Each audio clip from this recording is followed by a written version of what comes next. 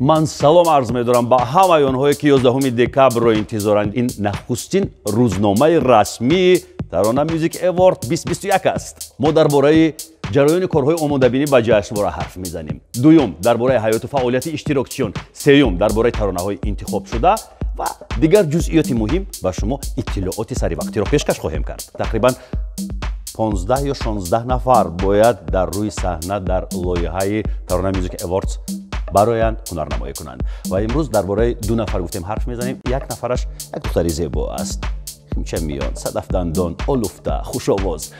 این دختر از آمریکا برگشت، همین تیر ماه آمد و در حال فرو رفت به کارهای ایجادی. در آمریکا نگفته نماند که یک ترانه را با نام پرژن گرل ثبت کرد و علاقه شما فهمید که این مهرنگاری رستم است.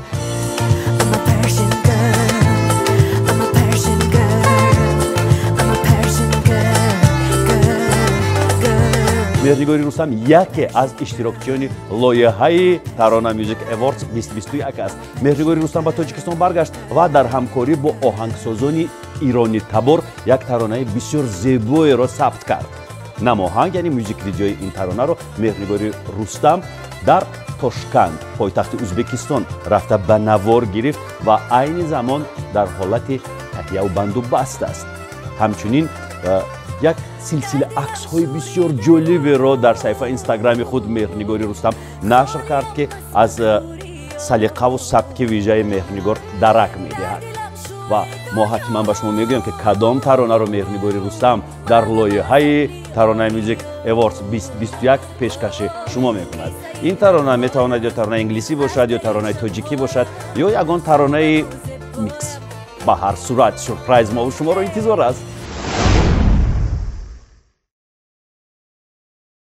با اشتراکچی دیگری لایحه ترانه میوزیک اوارد 2021 طریق تلفنی صحبت کردم. انیقترش نمیدونم با کدام یک مسنجر ما صحبت کردیم، صحبت صوتی یعنی آوازی داشتیم و گفت که الان در امریکا قرار دارد و من گفتم که ما 11 دکبر تصمیم داریم که شما رو به این لایحه دعوت کنیم. گفت با جان و دل، خواه در امریکا باشم خواه در اروپا، من حتما روزی 11 دکبر حاضر میشوم، به شهر دوشنبه میایم و در لایحه شما شرکت میکنم. میدونید این سراینده کیست؟ این سراینده ستاره درخشان و تابناک استرادای تاجیک جانیبک مرودوف است. فرزند هنرمند مردمی تاجیکستان جورابک مرودوف، هنرمند مردمی اتحاد شوروی.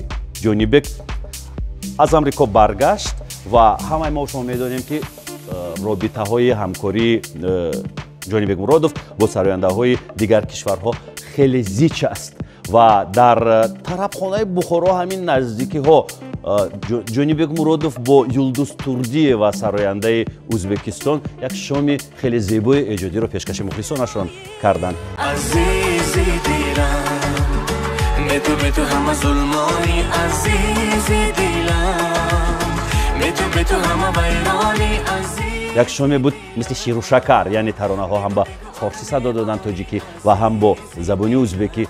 خلاصه خصوصمندانشان بهره برداشتند. در سال 2021 کارهای ایجادی جانیبک مرودوف زیاد بودند. یک ترانه نه، یک چند ترانه نشر کرد. میبینیم از بین این ترانه ها کدامش را جانیبک تقدیم مخلصانش میکند.